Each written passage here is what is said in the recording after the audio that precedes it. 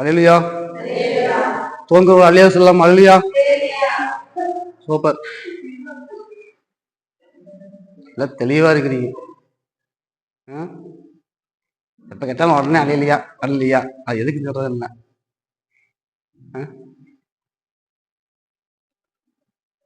அல்லேலூயா. ஆமென். இன்னும் சற்று நொடிகளில நம்ம பழைய வருஷத்தை கடந்து புது வருஷத்துக்காக உள்ள நுழைய போறோம். ஆமென். அல்லேலூயா. அதுக்கு முன்பாக நாம் என்ன செய்யும் நான் சொல்ல போறாரு. ஆமென். அல்லேலூயா. எடுத்துக்கொள்ளுவோம். ஏசாயா 63ஆம் அதிகாரம் அதனுடைய 4வது வசனம். ஏசாயா 63ஆம் அதிகாரம் அதனுடைய 4வது வசனம். சத்தமாக ஒருத்தர் வாசிக்கலாம்.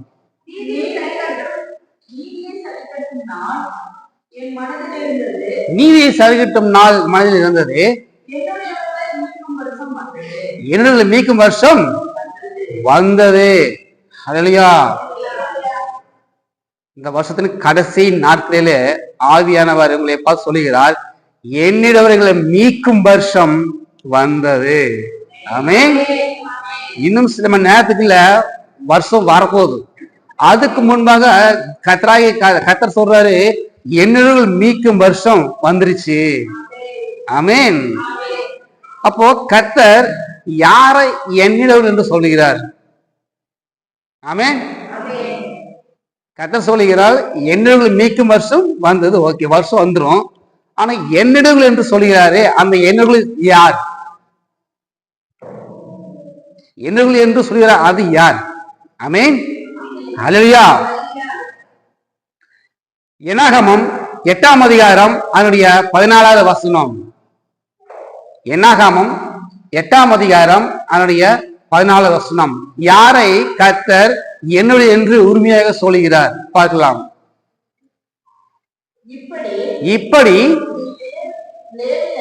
இப்படி லேவியரை இஸ்ரவேல் புத்திரரிலிருந்து தீர்த்தக்கடவாய் லேவியர் என்னுள்ளாய் இருப்பார்கள். ஆமென். அப்போ இந்த நாள்ல இந்த நேரத்துல என்னுடைய மீட்கும் வருஷம் வந்ததுன்னு சொல்றாரு. அந்த என்னுடைய யாருன்னா லேவியர். ஆமென். அப்ப லேவியரை தான் என்னுடைய என்று சொல்றாரு. என்னுடைய என்று சொல்லுவது மீட்க போறாரு. அல்லேலூயா. ஆமென். அப்போ அந்த லேவி யாரு? லேவி யாரு? ஆமென். லேவியாகமம் 20ஆம் அதிகாரம் அதனுடைய 26வது வசனம்.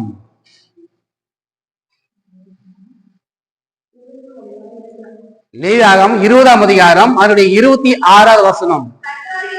கர்த்தராகிய நான்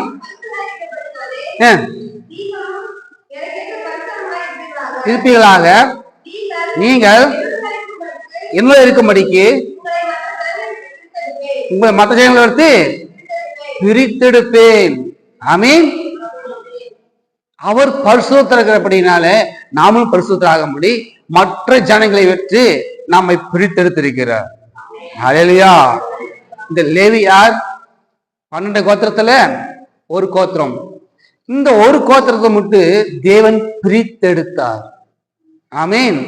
12 கோத்திரம் இருக்கிறது. இந்த 12 கோத்திரத்துல லேவி கோத்திரத்தை மட்டும் கர்த்தர் என்னுடைய என்று உறுதியாக பிரித்தெடுத்தார். அப்போ அவர் இந்த லேவி கோத்திரத்தை பிரித்தெடுக்க காரணம் என்ன? ஏன் அந்த கோத்திரத்தை மட்டும் தேவன் பிரித்தெடுத்தார்? அல்லேலூயா. ஏன் அதை மட்டும் அவர் பிரித்தெடுத்தார்? ஆமென். அல்லேலூயா. என்னாகமம் 8ஆம் அதிகாரம் அதனுடைய 11வது வசனம்.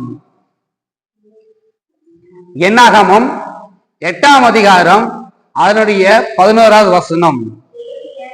லேவியர் கர்த்தருக்குரிய பணியை செய்யும் போது போதும். ஏன் ஆண்டவர் லேவியர் மட்டும் பிரித்தெடுத்தார்? கர்த்தருடைய பணிவிடை செய்யறதுக்காக லேவியரை பிரித்தெடுத்தார். ஆமென். அல்லேலூயா. அது மட்டும் இல்ல, உபாகம் 10ஆம் அதிகாரம் அதனுடைய 8வது வசனம். உபாகம் 10ஆம் அதிகாரம் அதனுடைய 8வது வசனம். அக்காலத்தில் எல்லாம் நல்லா கவனிங்க. கர்த்தருடைய உடன்படிக்கை பெட்டியை சுமப்பதற்கும் இந்நாள் வரைக்கும் நடந்து வருவதை போல கர்த்தருடைய சந்நிதியிலே நின்று அவருக்கு ஆராதனை செய்வதற்கும் அவர் நாமத்தை கொண்டு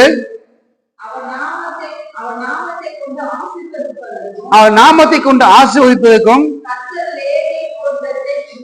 கர்த்தர் லேவி கோத்திரத்தை பிரித்தெடுத்தார். இப்ப தெளிவா புரியுதுங்களா? கர்த்தர் ஏன் லேவியை பிரித்தெடுத்தார்?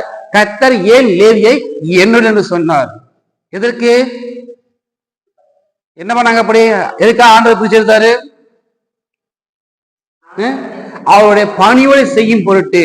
ஒண்ணு, கர்த்தருடைய உடன்படிக்கையை சுமப்பதற்காக, கர்த்தருடைய சந்நிதியில் வந்து அவருக்கு ஆராதனை செய்யும்படியாக. ஆமென். அவரை நாமத்தை கொண்டு அநேருக்கு ஆசீர்வதிக்கும்படியாகவே லேவியரை அந்த கோத்திரத்திலிருந்து பிரித்தெடுத்தார். ஆமென்.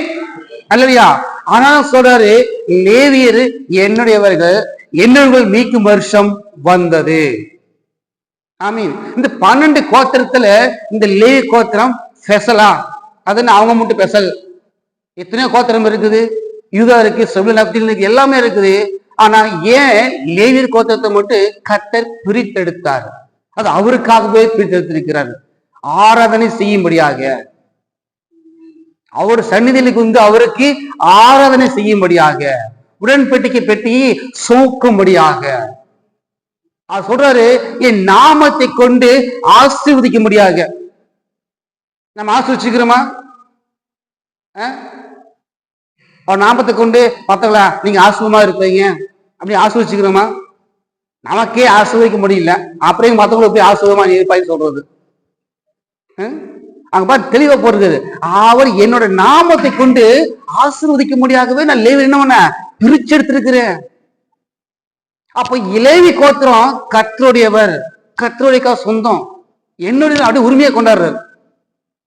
லேவி நான் பிரிச்செடுத்தேன், லேவி என்னுடையவர்கள். அதுக்கப்புறம் என்னுடைய மீட்கும் வருஷம் வந்தது. ஆமென்.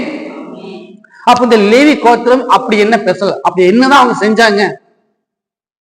12 பிள்ளை இருக்கிறாங்க, 12 கோத்திரம் மாதிரி 12 பிள்ளை இருக்கிறாங்க. இந்த 12 பிள்ளைகள்ல 3 பையன் 4 கேர்ள்ஸ் இந்த மாதிரி இருக்கிறாங்க வச்சுக்கலையா? இந்த 12ல ஒரே ஆளை மூட்டு நமக்கு ரொம்ப இன்ட்ரெஸ்டா பிடிக்குது, ரொம்ப ஆசையா பிடிக்குதுன்னா என்ன காரணம்? அப்ப இந்த 11 பேர் செய்யாதத இந்த ஒரு பிள்ளை செஞ்சிருக்கிறான், இந்த 11 பேர் செய்யாத ஒரு பையன் செஞ்சிருக்கிறான்.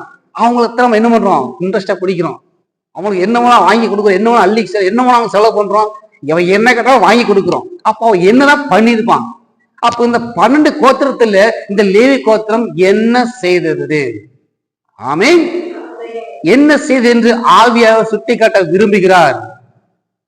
ஆமென். இந்த செய்தியின் முடிவுல நம்ம என்ன செய்ய போறோம் அதை பார்க்க போறோம். இந்த செய்தியின் முடிவுல நம்ம என்ன செய்ய போறோம், அவங்க என்ன செஞ்சாங்க அப்படின்னு பார்க்க போறோம். ஆமென்.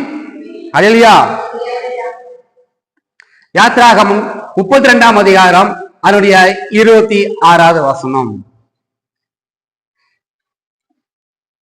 போய் நிறுத்தி படிங்க.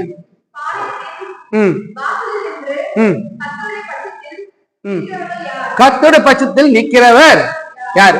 போதும் போதும் போதும். அப்போ இங்க கர்த்தருடைய பட்சத்தில் நிற்பவர் யார் என்று மோசே கேட்கிறார். அதுக்கு முன்பாக ஒரு பெரிய காரியம் நடந்திருக்கிறது. என்ன காரியம்? அதற்கு முன்பாக ஒரு பெரிய காரியம் நடந்திருக்கிறது. கற்பனையில் வாங்க முடியாது. எங்க போனாரம்மா? மலைக்கு போனார். 40 நாள் ஆச்சு போய். இந்த 40 நாள மோசே கீழே இறங்கி வரவே இல்லை. இஸ்ரேல் ஜனங்களா சொல்றாங்க, மோசே நம்மள வழிநடத்திட்டு போனவன் மேல போய்க்கிறான், அவன் செத்தானா போலச்சான்னு தெரியல, இப்ப நாங்க என்ன பண்றது? எங்களுக்கு ஒரு தலைவன் வேணும், நீதான் எங்களை வழிநடத்துற ஒரு தெய்வம் காமி அப்படின்னு சொல்லி யார்கிட்ட கேட்டா? அப்படி மோசையோட சகோதரன் ஆரோன்ட்ட கேட்டாங்க இந்த ஜனங்கள் எல்லாம். அப்போ ஆரோன் என்ன பண்றேன்னு தெரியல. சரி, உங்க நகையெல்லாம் கழட்டி கொடுங்க சொல்லி எல்லா பொண்ணு அவரெல்லாம் கழட்டி கொடுத்து அதை நெருப்புல சுட்டு எடுக்கும் போது அது கன்றுக்குட்டியாக மாறினது. எல்லா ஜனங்களும் சொன்னாங்க, அப்ப நம்ம வேண்டத்துக்கு போனதான இந்த தெய்வம் இதுதான், இந்த கன்றுக்குட்டி தான் தெய்வம் அப்படின்னு சொல்லி கொண்டு எல்லாரும் அதை வணங்க ஆரம்பிச்சுட்டாங்க. அடுத்த நாள் காலையில அதற்கு பலியிட்டு அதுக்கு மாலை போட்டு குசித்து பிடிப்பு இப்படியாக தான் அந்த நேரத்துல இருந்தது. ஆமென் அல்லையா? இங்கே மோசைக்கு ஆண்டவராகிய கர்த்தர் கற்பனையை கொடுத்ததுக்கு அப்புறம் சொல்றாங்க, ஜனங்கள் கெடுத்து விட்டார்கள், நீ போய் பாரு மோசே அப்படிங்கிறாங்க இல்லையா? நீ போய் பாரு மோசேங்கிறாங்க. ஆமென். ஜோஷுவாவும் மோசையும் மயத்துக்கு இறங்கி வராங்க. வந்து அங்கிருந்து பாக்குறாங்க, இந்த இஸ்ரவேல் ஜனங்கள் அந்த கன்று குட்டிக்கு பலியிட்டு குடித்து வெறித்து ஓடி விளையாடி ஆடி குதாலம் போட்டு இருக்கிறாங்க. அந்த கன்று குட்டி சப்பரமயத்திரமே சுத்திக்கிட்டு இருக்கிறாங்க. என்ன காரணம்? இது நம்ம தெய்வம், இது நம்ம தெய்வம் என்று அவர்கள் என்ன புகழ்ந்து பாடினார்கள். ஆனா மோசை கோவம் வந்துருச்சு. கோவம் வந்தவன அந்த கற்பனையில என்ன கற்பனையில உடைத்து போட்டான். அந்த உடைத்து போட்டதுக்கு அப்புறம் தான் 32ஆம் அதிகாரம் 26ஆம் வசனம் இப்படியாக மோசே சொல்கிறார். படிங்க.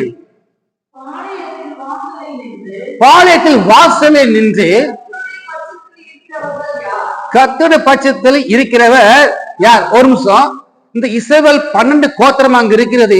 இந்த 12 கோத்திரம் சேர்ந்துதான் அந்த பாவமான காரியத்தை செய்தார்கள். இந்த 12 கோத்திரம் செய்துதான் அந்த விக்கிரத்தை என்ன நம்ம தூக்கி கொண்டு சுற்றி திரிந்தார்கள். அந்த நேரத்துல மோசே கர்த்தருடைய பட்சத்தில் நிற்கிறவர் யாருன்னு ஒரு வார்த்தை விட்டார். ஆமென் ஹல்லேலூயா. தொடர்ந்து படிங்க. அவர்கள் என்னிடத்தில் சேர கடவுள். தேவனோட சமூக தேவனோட பட்சத்தில் நிற்கிறது யாரு? அவங்க என்னிடத்தில் சேர கடவுள் என்றாங்க. அப்படின்னா இங்க வேலை பாருங்க, இங்க பாருங்க, இங்க பாருங்க. மோசே இங்க நிக்கிறாரு, இந்த சைடு நான் நிக்கிற மாதிரி நிக்கிறாரு. இஸ்ரோ ஜனங்களாம் ஆப்போசிட்ல அப்படியே 12 கோத்தமா இருக்கிறாங்க. இப்போ மோசே சொல்றாரு, கர்த்தரோட பட்சத்தில் நிற்கிறவர் யார்? அவங்க எல்லாம் என்னிடத்தில் சேர கடவுள்னு சொல்றாரு. என் பக்கம் வாங்க அப்படின்னு தொடர்ந்து படிங்க. அப்பொழுது லேவியின் புத்திரர் எல்லாரும் அவனிடத்தில் கூடி வந்தாங்க. பாருங்க, கர்த்தரோட சமூகத்துல ஃபர்ஸ்ட் நிக்கிறது யாருன்னு கேட்ட உடனே ஃபர்ஸ்ட் வந்த கோத்திரம் லேவி கோத்திரம். இந்த லேவி கோத்திரம் கர்த்தருக்காக வைராக்கியமா நிக்கிறன்னு எல்லாரும் மோசையோட வந்துட்டாங்க. இந்த 12 கோத்திரத்துல லேவி கோத்திரம் மோசை பக்கம் வந்துட்டாங்க. ஆமீன்.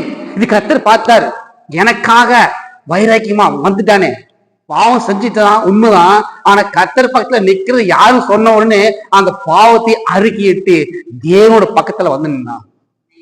ஆமீன் அல்லேலூயா. தொடர்ந்து படிங்க. அவன் அவரை நோக்கி, நல்ல கவனிங்க, இந்த 27 வருஷம் நல்ல கவனிங்க. உங்களில் ஒவ்வொருவரும் தன் பட்டயத்தை தன் அறையிலே கட்டி கொண்டு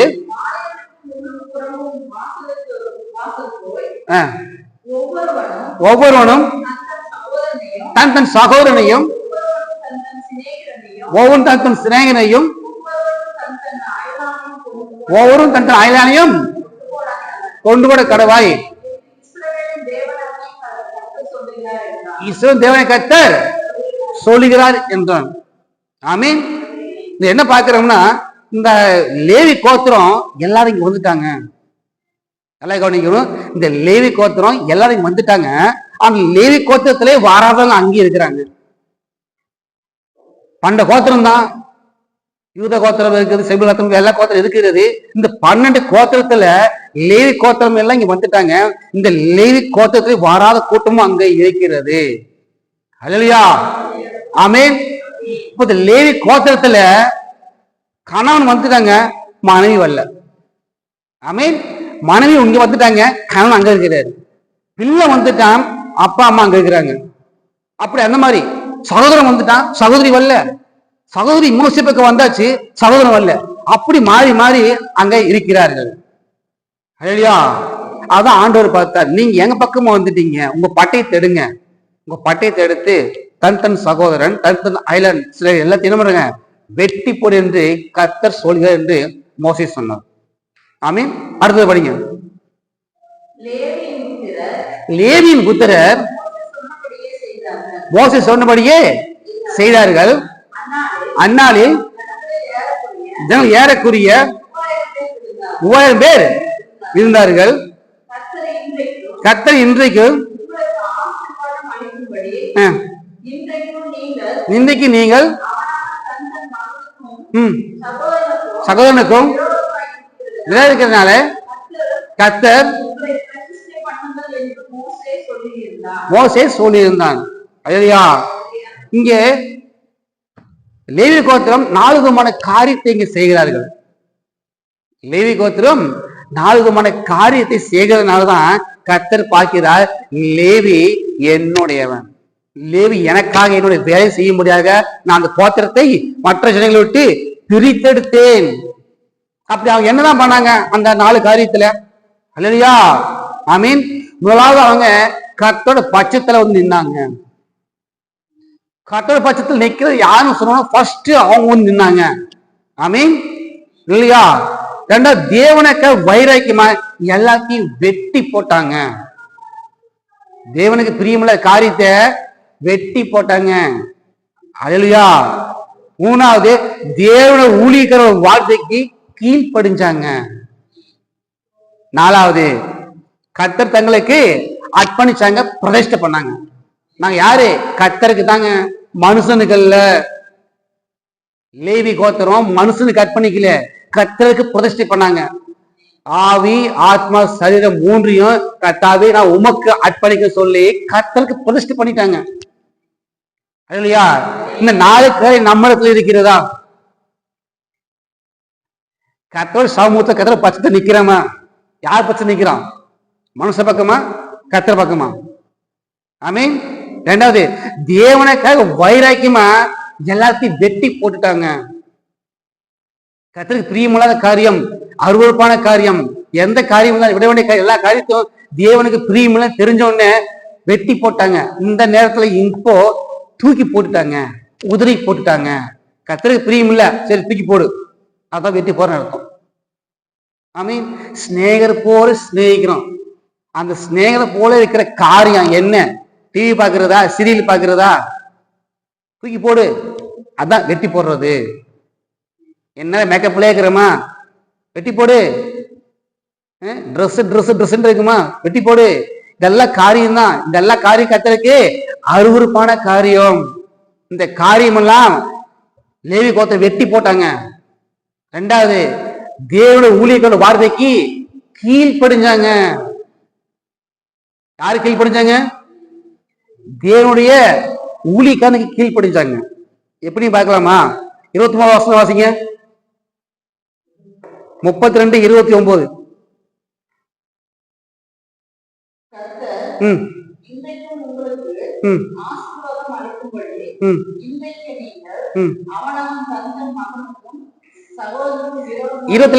படிங்க 27.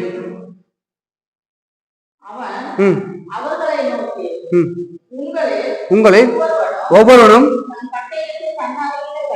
கட்டிக்கொண்டு பாளையம் எங்கும் உள்ளும் புறமும் வாசலுக்கு போய் ஒவ்வொருவனும் தன் சகோதரனையும் ஒவ்வொருவனும் தன் சிநேகிதனையும் ஒவ்வொருவனும் தன் அயலானையும் எல்லாம் கவனிங்க, ஒன்று போட கடவுள் என்று இஸ்ரவேல் தேவனை கர்த்தர் சொல்லுகிறார் என்று யார் சொன்னதுங்க? மோசேக்கு சொன்னது யாரு? கர்த்தர். மோசே என்ன சொல்றாரு உங்கள்கிட்ட? இஸ்ரவேல் தேவனை கர்த்தர் சொல்லுகிறார் என்று சொன்னான். அடுத்து படிங்க. லேவியின் புத்திரர் போதும். இங்க பாருங்க, ஃபர்ஸ்ட் சொன்னது யாரு? கர்த்தர் சொல்றாரு என்று மோசே சொன்னான். ஆனா இஸ்ரவேல் புத்திரர் கர்த்தர் சொன்னபடியே சேதானம் போட்டிருக்கா? மோசே சொன்னபடியே. அப்போ ஊழிக்கிற வார்த்தை கீழ்படுகிறானா? கீழ்படுத்தாங்களா? நம்ம 52 வாரம் என்ன பண்றோம்? மெசேஜ் கொடுக்குறோம், கர்த்தர் ஊழிக்காரங்க. ஆனா ஊழிக்கிற வாழ்ந்த வார்த்தைக்கு கீழ்படியதே இல்லை. இங்க மோசே தேவனோட சத்தத்துக்கு கீழ்படிஞ்சு அவன் சொல்றான், கர்த்தர் சொல்லுகிறான்னு சொன்னான். ஆனா அடுத்த வருஷம் பார்க்கிறோம், லேவி புத்திரர் மோசே சொன்னபடியே செய்தார். அப்ப மோசே என்ன சொன்னாரு? தேவன் சொன்னதை சொன்னாரு. இங்க அப்படியே ஊழிக்க வார்த்தைக்கு கீழ்படினார்கள். அல்லேலூயா. நாலாவது கர்த்தருக்கு தங்களை பிரதிஷ்டை பண்ணாங்க. மனுஷனுக்கு இல்ல, கர்த்தருக்கு தான். நான் ஃபர்ஸ்ட் கர்த்தருக்கு தான் சொல்றோம்ல. நான் அவனை ஒப்பு கொடுத்துட்டுங்க, எல்லாம் அவங்க பார்த்துக்குவாங்க. ஏன்?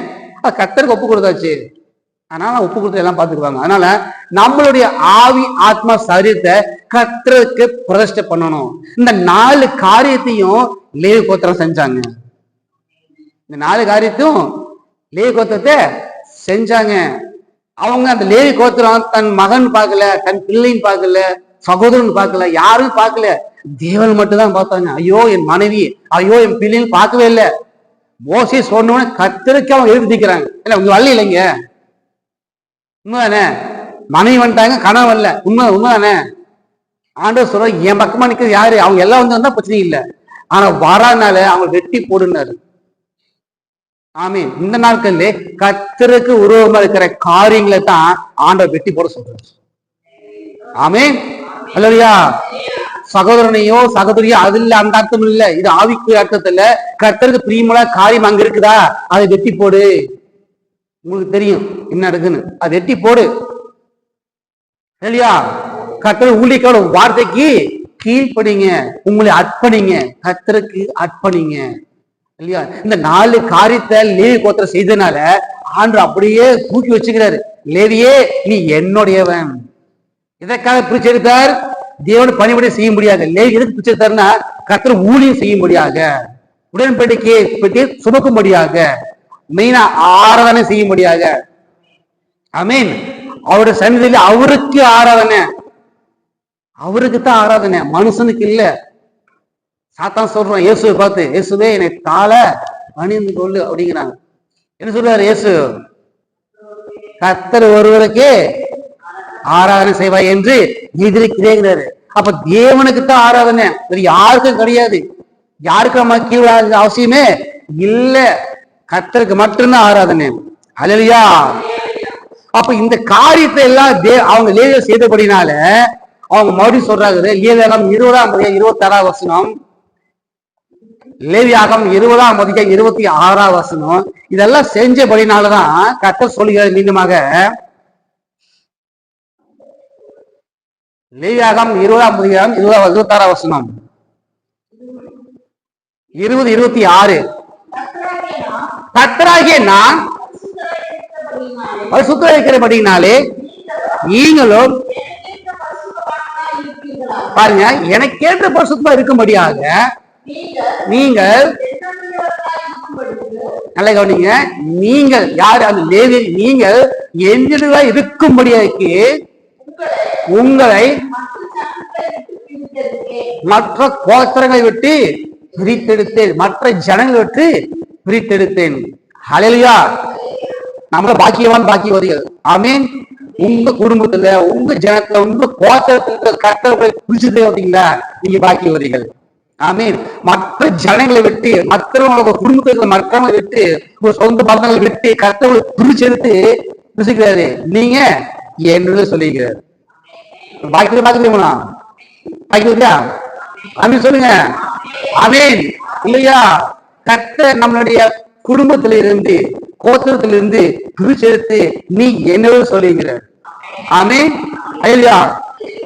அப்புறம் பார்த்து நீ உன் இடத்தாரையும் உன் வீட்டையும் ஜனத்தை விட்டு என்னோட வா பிரிச்செடுக்கிறாரு. எவ்வளவு பாக்கியம் தெரியுமா? அவன் எதையுமே கேட்கல, சொன்ன வார்த்தைக்கு அப்படியே கீழ்பிடிச்சு போனான். ஆமீன். இந்த நாள்ல கர்த்தர் உங்க குடும்பத்துல இருந்து, உங்க கோத்திரத்துல இருந்து, உங்க ஜாதியில உங்க இருந்து எதனா சரி கர்த்தர் பிரிச்செடுத்திருக்கிறாரு. நீங்க பாக்கியவதி பாக்கியவான்கள். ஆமீன். ஹல்லேலூயா. அப்ப நம்மளோட வாழ்க்கையில லேவியர் போய் நம்ம மாறணும்னா கர்த்தர் நம்மளை பார்த்து என்னுடைய சொல்லுவார். ஆமீன். சும்மா எடுத்தவொன்னா என்னோட வீக்கு வருஷம் வந்தது வசனத்தை கூத்துட்டாரு. ஆனா யார் அவருடைய அதுக்கு மெயினா எல்லாத்தையும் ஆண்ட மீட்டு வரா? சொல்லுங்க, எல்லாத்தையும் ஆண்ட மீட்டு வரா? 2 பேர் இருப்பாங்க, ஒருவர் ஏற்றுக்கொள்ளப்படுவாங்க, ஒருவர் கைவிடப்பட்டுருவாங்க. ஆமா, 5 டன் விதை விதைக்கிறோம். என்ன விதைக்குது? எப்படி விதையுது? 30, 60, 100. 30 தான் விளையும், 60 தான் விளையும், மீதி விளையாது. அந்த மாதிரி 1, 2 அந்த 2ல யாரு? நாம இருக்கணும், நீங்களா இருக்கணும். ஆமீன். இவர்கள் எல்லாரும் என்னுடைய ஜனங்கள், இவர்கள் எல்லாம் லேவியர்கள். நம்ம கர்த்தருக்கு லேவியரா மாறும் போது அவர் சொல்றாரு, நீங்க எல்லாம் என்னுடையவர்கள். லேவியரா மாறும் போதுதான். ஆமீன். அப்புறம் என்ன பண்ணணும் சொல்லுங்களா? ஜவுனமா என்ன அர்த்தம் பண்ணிட்டு இருக்கிறேன். என்ன பண்ணணும்? கர்த்தருடைய சமீதில நிக்கணும். அவருக்காக என்ன பிரச்சனை, என்ன குடும்பத்தை போராட்டம் வந்தாலும் அவரோட டூட்டு போகக்கூடாது. எப்படி வீட்டுலதான் டூட்டு பேச மாட்டான், பூஜி பூஜி காமிச்சுக்குவான். ஆனா தேவ சமூகத்தை விட்டு பிரியவே கூடாது. அதுதான் சன்னதி. அவரோட சமூகத்தை விட்டு விலகவே கூடாது. சண்டை வரும், போராட்டம் வரும், உண்மைதான். ஆனா அதுக்கப்புறம் தேவ சமூகத்துக்கு போகக்கூடாது. அவர் சொல்லி நின்றணும். ஆமீன். சரியா? கட்டக்க வைராக்கியம் வேணும். வைராக்கியம் கட்டு பிரியுங்களா காரியமா அவ்வளவு பார்த்தாங்க. அதை விட்டு வைக்கணும், மனசு வேணும். இதுவும் வேணும், அதுவும் வேணா முடியாது. கரெக்டா சொன்னாரா? சரி சரி அங்கேயும் இருந்துக்கிறோம், இங்கேயும் சொன்னாரா? என் பக்கம் நிற்கிறது யாரு? ஃபர்ஸ்ட் வாங்க அப்படின்னு சொல்றாரு. நம்ம எதுக்காக யாருக்காக தேவன் நாமத்தை விட்டுவிட கூடாது. தேவ மகிமை நமக்கு மட்டும்தான், அது யாருக்கும் கிடையாது. இல்லையா? ஆமீன். அவருக்காக வைராக்கியம் பண்ணிக்க நம்ம ஒப்பு கொடுக்கணும். ஆமீன். மூணாவது என்ன பாக்குறீங்க? மூணாவது என்ன? கர்த்தருடைய ஊழியர்களோட வார்த்தைக்கு கீழ்ப்படியணும். தேவ மனுஷன் கர்த்தருடைய வார்த்தையை கொடுக்கும் போது அந்த வார்த்தை நமக்கு தான் வந்து இருக்குது. அது நம்ம கூட வார்த்தை பேசுது. அந்த வார்த்தைக்கு தான் கீழ்ப்படியணும், தவிர மனுஷனுக்கு அல்ல. தேவ மனுஷனுடைய கர்த்தருடைய வார்த்தைக்கு தான் கீழ்ப்படி சொல்றேன். புரிஞ்சுதா? கீழ்ப்படி சொன்னா என்ன பாஸ்டர் போதற்கு அதுக்கு இல்ல. தேவ வார்த்தைக்கு, அந்த வார்த்தைக்கு கீழ்ப்படிங்க. ஆமீன். சரியா? அடுத்தவங்களை பிரதிஷ்டை பண்ணுங்க. நீ யாரு? கர்த்தருக்கு மட்டும்தான், வேற யாருக்கும் கிடையாது. கணவன் மனைவிக்கோ மகன் மனைவிக்கோ புள்ளி யாருக்கும் கிடையாது. நீங்க தான். நீங்க ஆண்டவருக்கு ஒரே மட்டும்தான். ஆமீன். பரலோகத்துக்கு போனோம்னா கர்த்தர் நீங்க மட்டும்தான். கணவன் இருக்கிறார் அப்படிலாம் கிடையாது. கணவன் கூட இருப்பாரு, ஆனா உங்களுக்கு கணவமா தெரிய மாட்டாரு. எல்லாரும் பிள்ளையா மாறிடுவோம். ஆமீன். அதனால தேவனுக்காக வைராக்கியமா இருங்க. உங்க ஆவி ஆத்மா சரீரத்தை கர்த்தருக்கு பிரதிஷ்டை பண்ணுங்க. இல்லையா? அப்போ நீங்க லேவியாக நீங்க மாற வேண்டும். லேவியாக நீங்க மாறும் போது கர்த்தர் சொல்லுகிறார், நீங்க ஏன் சொன்னா நாங்க இருக்கிற நீங்க என்னோட நீக்கம் வருஷம் வந்தது. இல்லையா? இது நீங்க வருஷம் வந்தது. ஆமீன். இஸ்ரவேல் ஜனங்கள் 430 வருஷமா அடிமைப்பட்டு இருக்கிறாங்க. 430 வருஷம் இருக்கிறாங்க. கர்த்தர் கஷ்டப்பட்டவங்கள நீதி சரிக்கும் நாள் வந்தது. நீதி வருஷம் வந்தது. அப்ப நீதி சரிக்கும் நாள் அப்படின்னா உடன்படிக்கை செய்திருக்கிறாரு. உடன்படிக்கை நினைவுகிறாரு. அந்த நீதியை கர்த்தர் நினைத்திருக்கிறார். ஆமே. நாம எதுல அண்ண தரத்தில் இருந்தோமோ, யாரால பிரச்சனை நமக்கு இருந்தோமோ, கடன் பிரச்சனை, பார் பிரச்சனை, குரூப் பிரச்சனை, எந்த பிரச்சனை, அந்த பிரச்சனையில் இருந்து கர்த்தர் மீட்கும் வருஷம் வந்தது. அல்லையா? இந்த சில நம்ம என்ன போனோம், புதுசு கடந்து போறோம். அந்த புது வருஷத்துல மீட்கும் வருஷம் 2025ஆம் ஆண்டு. ஆமே. இந்த 2024ஆம் ஆண்டுல பல பிரச்சனைகள், போராட்டங்கள் எல்லாம் இருக்குது. அடிமத்தத்தில் இருக்கிறோம், பாவனை இருக்கிறோம், அசுத்தத்துக்கு எல்லாம் இருக்குது. உண்மைதான். இதெல்லாம் வச்சு இன்னும் வருமா மீட்டெடுத்து போறாரு. அந்த மீட்டெடுக்கிற வருஷம் தான் வந்துருச்சு. இல்லையா? 2025ஆம் ஆண்டுல கட்டணங்களை மீட்டெடுப்பு புதுசுல அதான் சொல்ல போகிறார். ஆமா, நான் கட்டணம் இருக்க போறோம். ஆமீன். இல்லையா?